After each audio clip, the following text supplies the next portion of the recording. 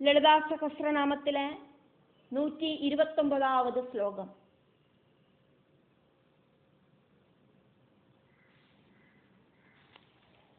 അറുന്നൂറ്റി 49 657 വരയ്ക്കുമാണ് 657 വരയ്ക്കുമാണ് 9 നാമങ്ങളാക്കും ഇതിലെ இருக்கு.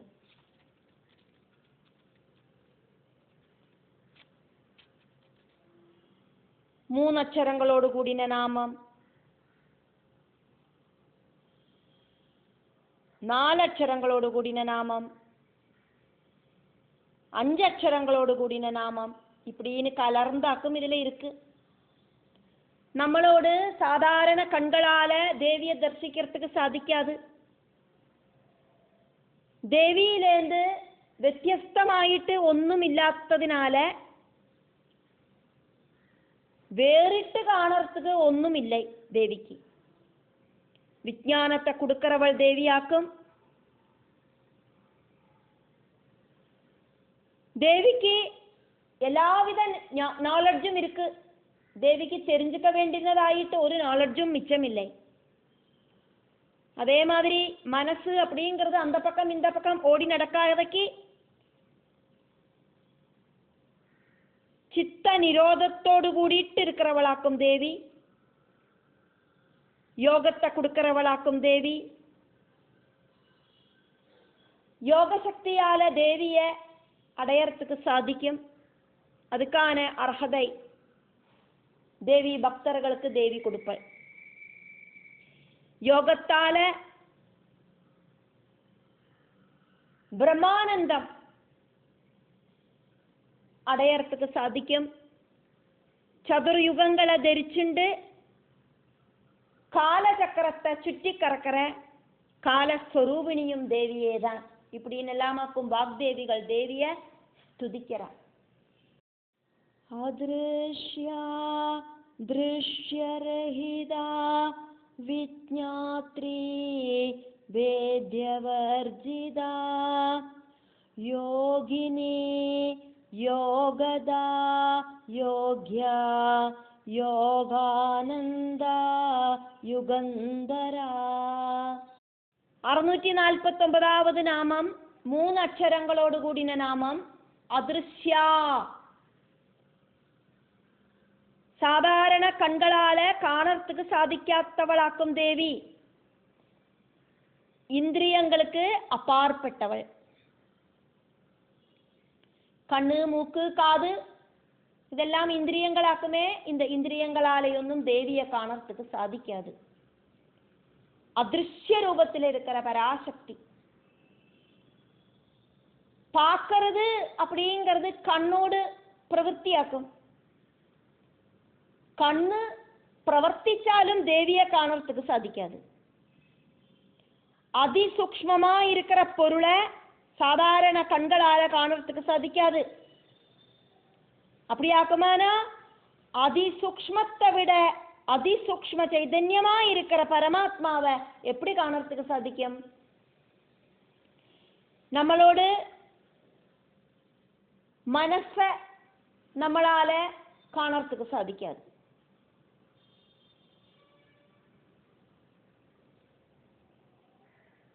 ദേവിയെ ശബ്ദം വഴിയാവോ ഗന്ധം വഴിയാവോ രസം വഴിയാവോ സ്പർശനം വഴിയാവോ അനുഭവിച്ച് தெரிஞ்சுக்கிறதுக்கும் சாத்தியமில்லை. அதனால இந்திரியங்களுக்கு அப்பாற்பட்ட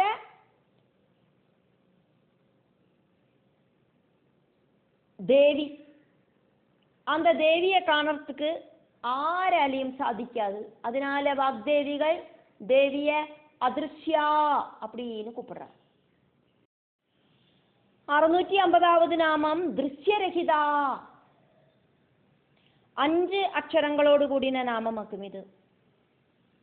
ദേവി അല്ലാതെക്ക് വേറെ ഒന്നും இந்த പ്രപഞ്ചത്തിലെ ഇല്ലാത്തതാല ദേവിക്ക് பார்க்கறதுக்கு ഒന്നുമില്ല.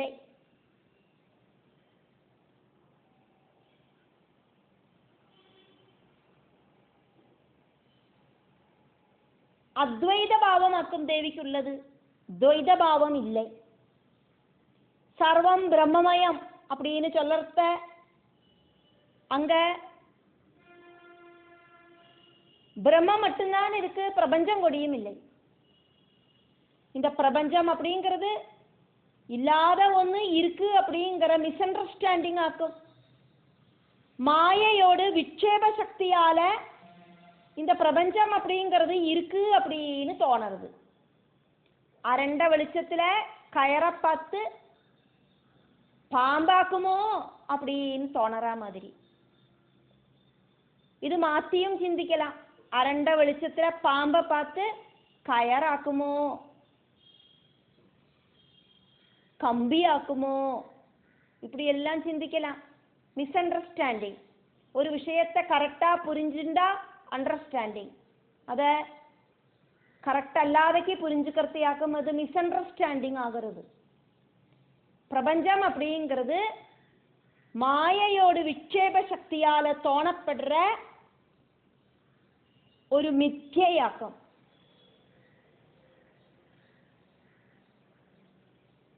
தேவிக்கு இந்த பிரபஞ்சத்துல ஒன்னும் காண வேண்டினதில்லை.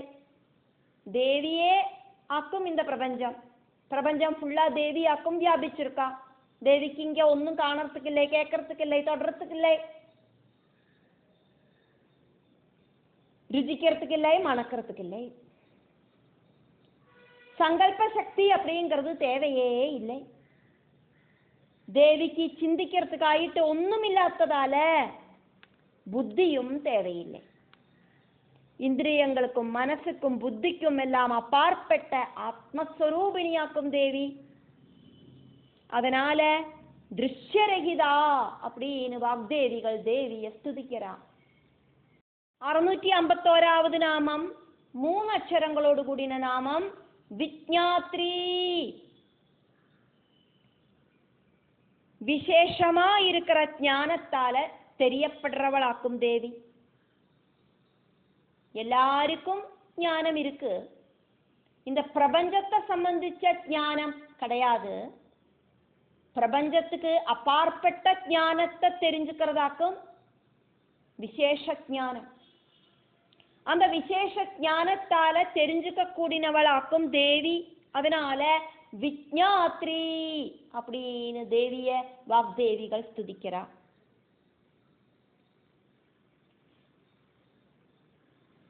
விசேஷ ஞானம் அப்படிங்கிறது நமக்கு அடுத்தவாகிட்டேந்துள்ள உபதேசத்தாலேயோ நம்ம படிச்சு குமிச்சு வைக்கிற புக்குகளாலேயோ ஒன்றும் கிடைக்காது.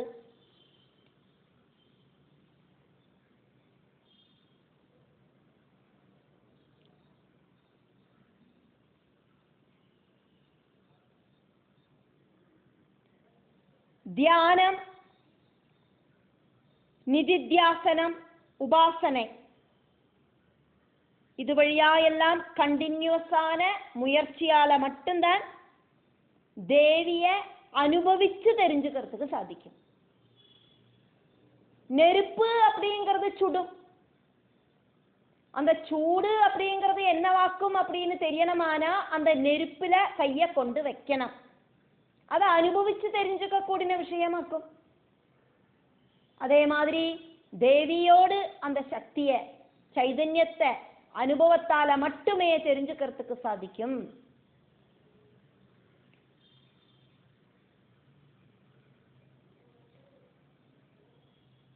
நமக்குள்ள இருக்கிற அந்த சைதன்யத்தை, ஆத்ம சைதன்யத்தை தெரிஞ்சுக்கிறதுக்கு தியானம், உபாசனா இப்படி இருக்கிற ஆத்மீய மார்க்கங்கள் இருக்கு.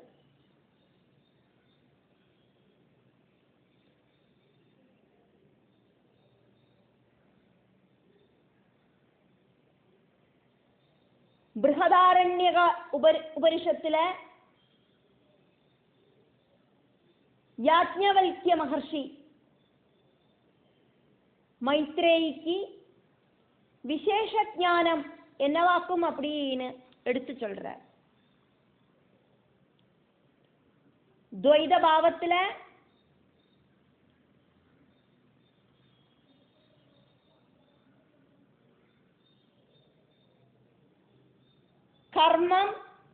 கர்மம் செய்யறவர் ரெண்டும் வேற வேறையாக்கும். ஆனா அத்வைத பாவத்துல கர்மவும் கர்மம் செய்யற கர்த்தாவும் ஒன்னாக்கும். இந்த அவஸ்தைய ஆத்ம அனுபூதி அப்படின்னு சொல்லப்படுறது.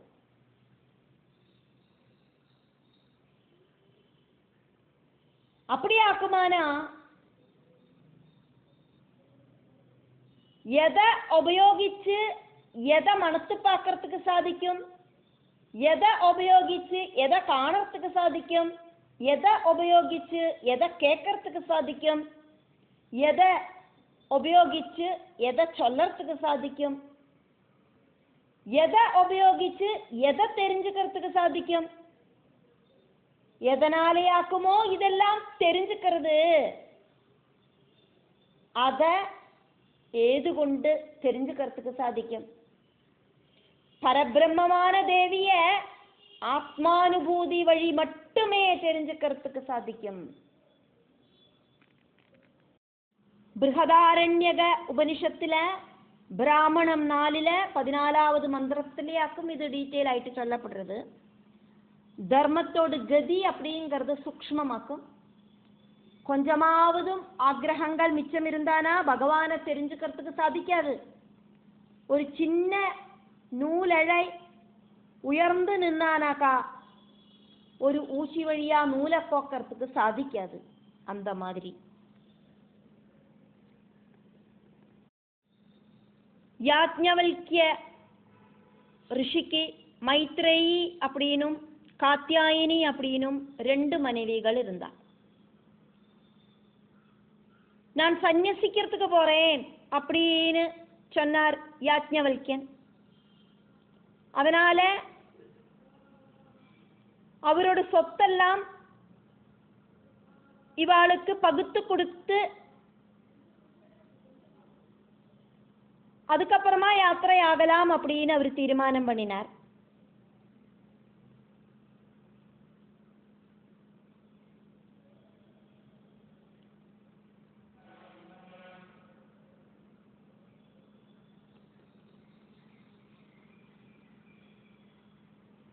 பாதி சொத்து மைத்ரேயிக்கும் பாதி சொத்து காத்யாயினிக்கும் கொடுக்கலாம் அப்படின்னு முடிவு பண்ணினார்.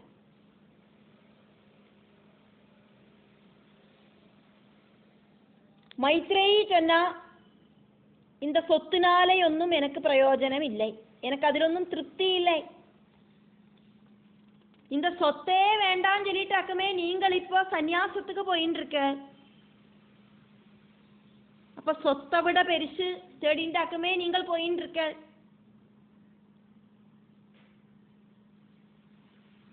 சம்பத்தால நிறைஞ்ச இந்த பூமி முழுவன் என்னோடதாയി തീർந்தானாலும் எனக்கு திருப்தி வராது.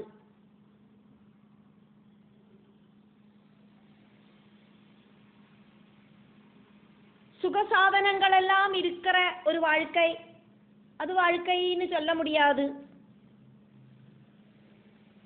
அதனால நீங்கள் என்னத்தை தேடிண்டாக்குமோ சந்நியாசத்துக்கு போற அந்த அமிர்தம் என்னவாக்கும் அப்படின்னு எனக்கு சொல்லணும் அப்படின்னாக்கும் மைத்ரேயி கேட்டா.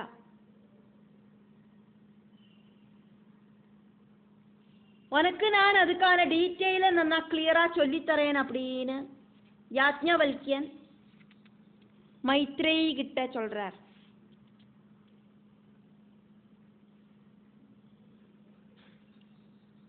ரொம்ப ரொம்ப இன்ட்ரெஸ்டோடு கூடிட்டு மைத்ரேயி அதை கேட்கறதுக்கு ரெடி ஆகிறா. யாஜ்ஞவல்க்ய மகர்ஷி பிரம்ம வித்யைய மைத்ரேயிக்கு உபதேசிக்கிறார்.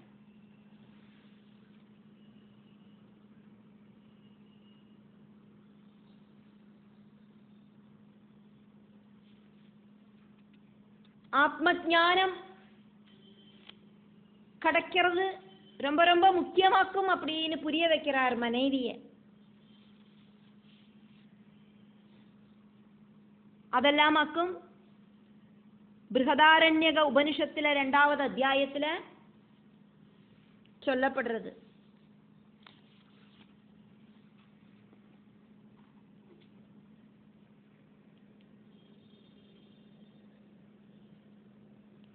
பரபிரம்மமாயிருக்கிற தேவிய ஆத்மானுபூதி வழியா மட்டும்தான் தெரிஞ்சுக்கிறதுக்கு சாதிக்கும்.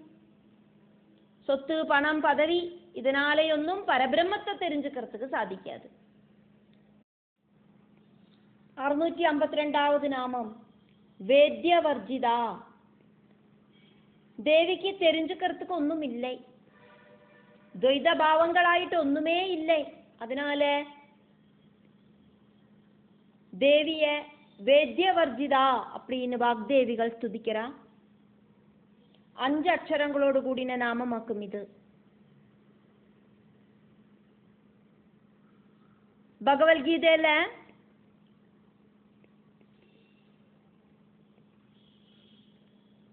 9வது அத்தியாயத்துல 17வது ஸ்லோகத்துல இது சொல்லப்படுறது.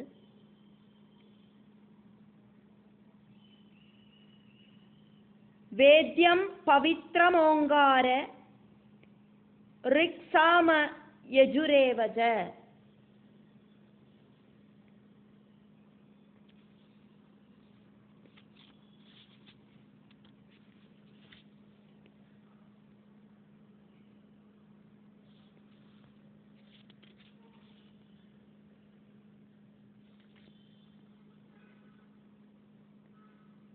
தெரியப்படേണ്ടതും പവിത്രവുமான ഓങ്കാരവും ഋഗ്വേദം, സാമവേദം, யஜுர்வேதம் இப்படின்னு வேதங்களும் நானேதான் அர்ஜுனா அப்படின்னு பகவான் ஸ்ரீகிருஷ்ணன் அர்ஜுனனுக்கு சொல்றார். அதேதான் இந்த ஸ்லோகத்திலையும் இந்த ஸ்லோகத்தில் இருக்கிற இந்த நாமத்திலையும் அர்த்தமாகிறது. வேதம் அப்படின்னா பூர்ணமான நாலெட்ஜ், அறிவு. தேவி வேதமாக்கும்.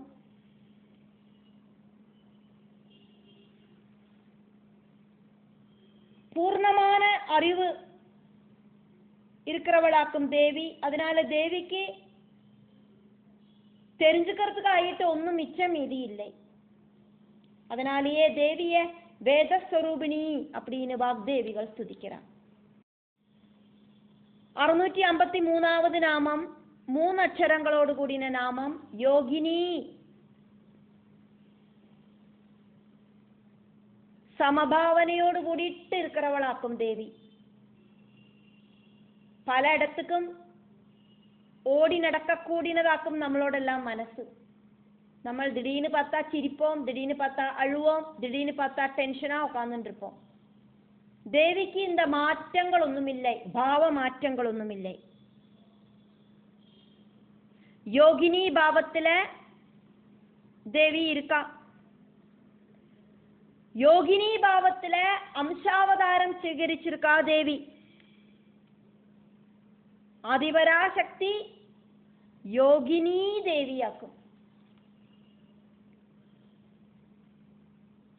பிரகிருதி விஷயங்களில தால்பரியம் இல்லாதக்கு பரபிரமத்தில லயிச்சுருக்கிற அந்த சாதனை இருக்கிறவளாக்கும் தேவி. பரபிரம பட்டமகிஷியாக்கும் தேவி. அதனால தேவி யோகினியாக்கும்.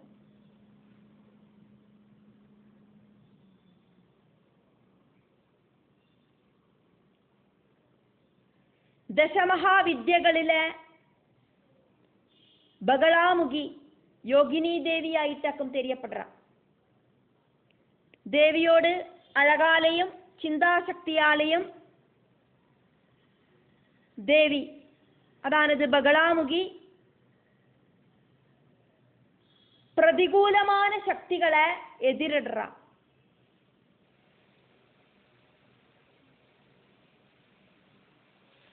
தேவி உபாசகர்களுக்கு பெரிய ஒரு பாடத்தையே கற்றுக் கொடுக்கிறா. ஒரு சக்சஸ் உண்டானா அதுக்கு ஒரு தோல்வி உண்டாகும் அப்படின்னு. வாழ்க்கை அப்படிங்கிறது நிரந்தரம் இல்லை, அந்த வாழ்க்கைக்கு ஒரு முடிவு இருக்கு அப்படின்னு. சந்தோஷம் எப்பவும் இருக்கக்கூடிய ஒண்ணு கிடையாது. சந்தோஷம் வந்தானா துக்கம் உண்டாகும் அப்படின்னு தேவி உபாசகர்களை நினைவுபடுத்துவள். യോഗവിദ്യയോട് தேவியான யோகவித்யோடு தேவதையாயிருக்கிற தேவி யோகினி தேவி பக்தர்களுக்கு மோட்சத்துக்கான வழியை காமிப்பள்.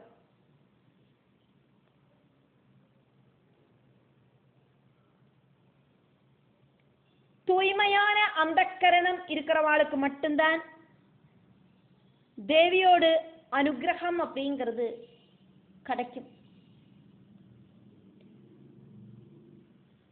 654வது நாமம் 3 அக்ஷரங்களோடு கூடின நாமம் யோகதா. யோக சக்திகளை கொடுக்கிறவள் தேவி.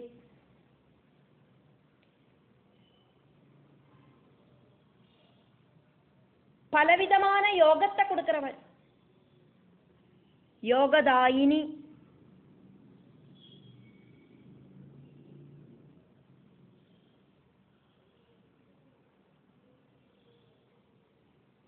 பல விதத்துல இருக்கிற யோகங்கள் இருக்கு. பக்தி யோகம், கர்மயோகம், ஞான யோகம், ஹடயோகம், ஜபயோகம், ராஜயோகம். இப்படி ஏதாவது யோகங்கள் வழியா சாதனை செய்யற பக்தர்களுக்கு நல்ல ரிசல்ட்ட கொடுப்பள் தேவி, அனுகிரகிப்பள். தேவி உபாசகர்கள் யோகிகளாக்கும். தேவி யோகிகளுக்கு யோகத்தை கொடுக்கறா.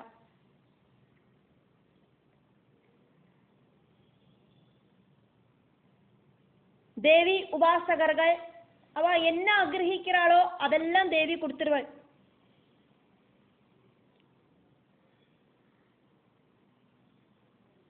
நோய் அனுபவிச்சுட்டு இருக்கிற தேவி பக்தர்களுக்கு அந்த நோயை தீர்க்கிறதுக்கான மருந்த கொடுப்பள்.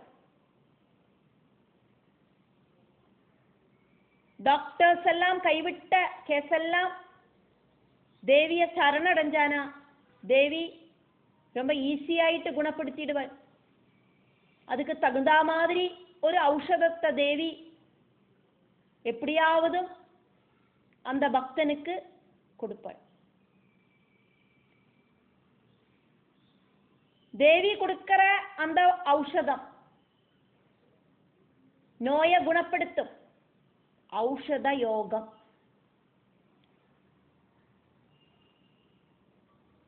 அதே மாதிரி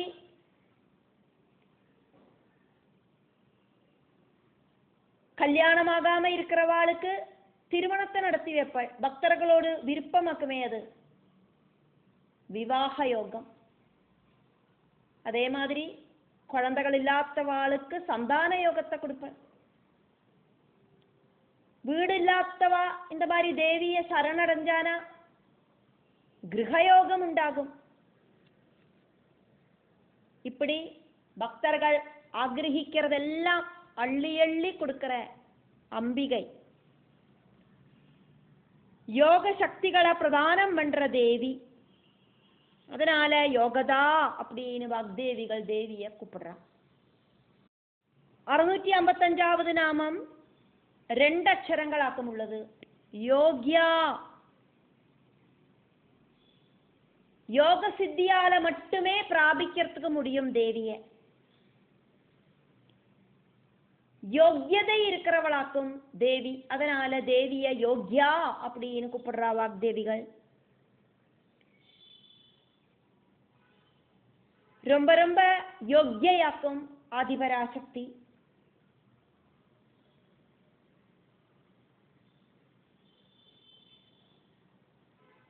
லலிதா சகஸ்ரநாமம் ரொம்ப ரொம்ப க்ஷேமத்தை உண்டாக்கும்.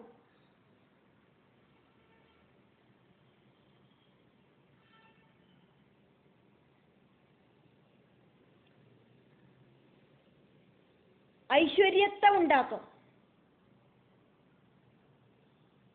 யோக கர்மசு கௌசலம்.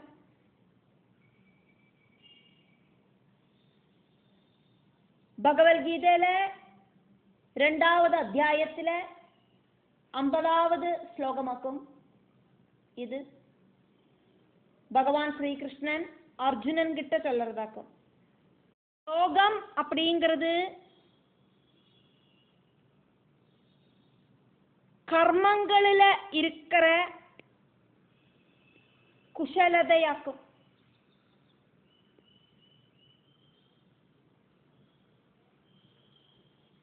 യോഗத்துക്കായിട്ട് പ്രയത്നിക്കണം.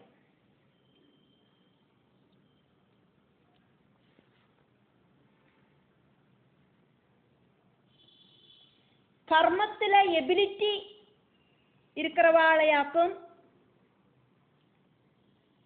யோக்கியதை இருக்கிறவா அப்படின்னு சொல்றது.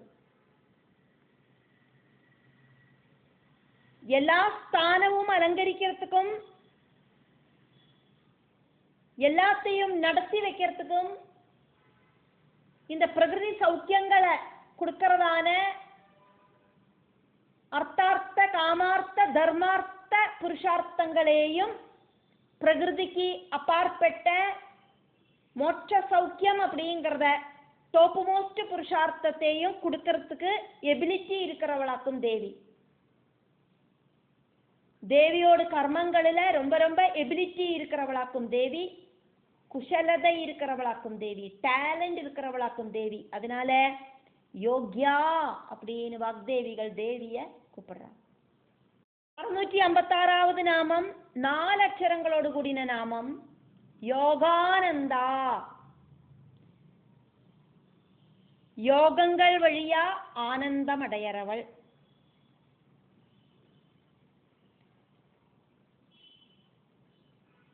ஆனந்தத்தோடு டாப் மோஸ்ட் பாவமா இருக்கிற யோக நித்ரை. யோக சாதனைகள் வழி ஆனந்தத்தை அனுபவத்துல கொடுக்கிறவளாக்கும் யோகானந்தையா இருக்கிற தேவி. சூக்ஷ்ம சரீரத்துல சுஷுமனா நாடியும் இடா பிங்களா நாடிகளும் இடுப்புலேருந்து சிரசு வரைக்கும் நீண்டு கிடக்கு. ഇതൊന്നും കണ്ണാല നമുക്ക് കാണാൻ സാധിക്കാതെ. സങ്കല്പ ശക്തികളാക്കും. ഇടുപ്പുക്കുള്ള മൂലാധാരத்துக்கு 3.5 ചുറ്റായിട്ട് കുണ്ടലിനി രൂപത്തിലെ പരാശക്തി யோக நித்ரையில இருக்கா. மூலாதாரம் அப்படிங்கிறது போத மண்டலம். அதுக்கு மேல வாசனா கேந்திரமா இருக்கிற சுவாதிஷ்டான சக்கரம், அதுக்கு மேல ஆக்ரஹங்களோடு கேந்திரமா இருக்கிற மணிபூரக சக்கரம், ஹிருதயத்துல விகாரங்களோடு கேந்திரஸ்தானமா இருக்கிற அநாகத சக்கரம், சப்தம் உண்டாகிறது விசுத்தி சக்கரத்திலேயாக்கும். கண்டத்துல 2 கண்களோடு மத்தியத்திலேயாயிட்டு தர்சன கேந்திரமா இருக்கிற ஆக்ஞாசக்தி. அதுக்கு மேல சிரசுக்குள்ள சகசிரார பத்மம். சகசிராரத்துல பரமசிவ சாநித்தியம் இருக்கு. குண்டலினி சக்தியான ஜெகதம்பிகை அனுகூல சாகஜரியத்துல சுவாதிஷ்டானம், மணிபூரகம், அநாகதம், விசுத்தி, ஆக்ஞா இப்படி இருக்கிற சுஷுமனா சக்கரங்கள்ல சுஷுமனேல இருக்கிற வழிகள் வழியா சஞ்சரிச்சு இந்த ஷடாதார சக்கரங்களை தாண்டி சகசிரார பத்மத்தில் இருக்கிற தன்னோடு கணவரான சிவனுமாயிட்டு மேளனம் செய்யறத அமிர்த வர்ஷனம் நடக்கிறது. சிவசக்தி சம்யோகத்தால தேவி யோகானந்தம் அப்படிங்கிற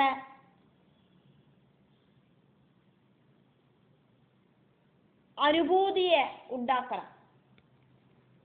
அதனால இங்க யோக சக்திகளை கொடுக்கிற தேவி அப்படிங்கிற அர்த்தத்துல வாக்தேவிகள் தேவிய யோகானந்தா அப்படின்னு ஸ்துதிக்கிறா.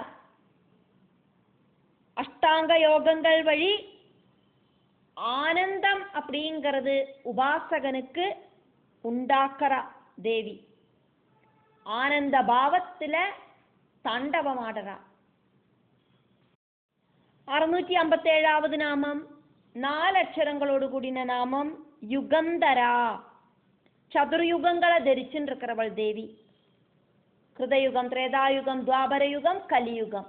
இப்படி இருக்கிற 4 யுகங்கள் கூடி சேர்ந்ததாக்கும் சதுர்யுகம்.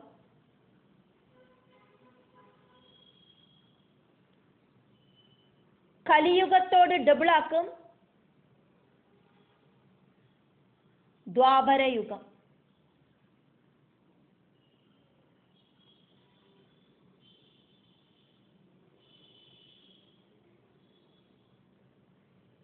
அப்படி எல்லா யுகங்களையும் தெரிச்சுட்டு இருக்கிறவளாக்கும் தேவி.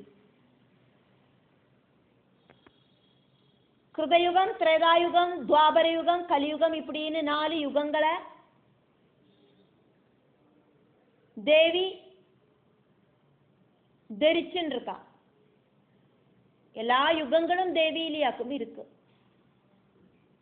காலத்தோடு அதிதேவதையாக்கும் தேவி. இந்த காலங்களை தேவியாக்கும் கண்ட்ரோல் பண்றா. காலத்துக்கு அப்பாற்பட்டவளாக்கும் தேவி. காலச்சக்கரம் சுற்றி கறங்கிறது தேவியோடு சக்தியாலேயாக்கும். அதனாலேயாக்கும் தேவிய காளி அப்படின்னு சொல்லப்படுறது. காலங்களை கல்பமாயிட்டும் மன்வந்தரங்களாயிட்டும் யுகங்களாயிட்டும் சம்பல்சரங்களாயிட்டும் அயனங்களாயிட்டும் மாசங்களாயிட்டும் பட்சங்களாயிட்டும் வாரங்களாயிட்டும் ദിവസങ്ങളായിട്ടും യാമങ്ങളായിട്ടും നാഴികകളായിട്ടും വിനാഴികകളായിട്ടും സെപ്പറേറ്റ് ചെയ്യறது ദേവിയോട് ഇച്ഛാശക്തിയിനാലെയാക്കും. கல்ப அவசானத்துல அந்த கல்பாந்த பிரளயம் சிருஷ்டிக்கிறது தேவியாக்கும். பகல் கல்பத்துல சிருஷ்டி கர்மம் நடத்துற பிரம்மா ராத்திரி கல்பத்துல தூங்குறார். நைமித்திக பிரளயத்துல காலராத்திரியாக்கும். அது பிரம்மா தூங்குற ராத்திரி. அந்த கல்பத்துல பராசக்தி தூங்காதக்கு பிரம்மாண்டங்களை கவனிக்கிறார். 4 யுகங்களில என்னெல்லாம் கர்மங்களாக்கும் செய்யணும் அப்படின்னு தீர்மானம் பண்றது சக்தி ஸ்வரூபிணியான தேவியே தான். யுக தர்மம் பாலிக்கப்படுறதா அப்படின்னு தேவி கவனத்தோடு கூடிட்டு வாட்ச் பண்றா. தேவியோடு சக்தி சைதன்யம் எல்லா யுகத்திலையும் ஒரே மாதிரி பிரவாகமாயிட்டு ஒழுகிறது. அதனால யுகந்தரா அப்படின்னு வாக்தேவிகள் தேவிய ஸ்துதிக்கிறா.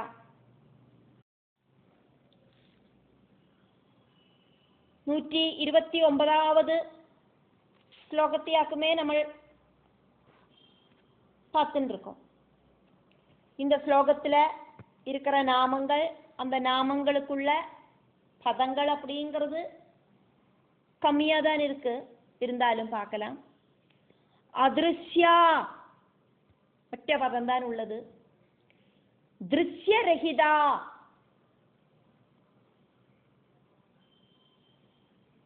திருஷ்ய ரஹிதா, விஜ்ஞாத்ரி, வேத்ய வர்ஜிதா, யோகினி, யோகதா, யோக்யா, யோக ஆனந்தா, யோகானந்தா, யுகந்தரா, யுகத்தை தரிச்சுட்டு இருக்கிறவள் யுகந்தரா,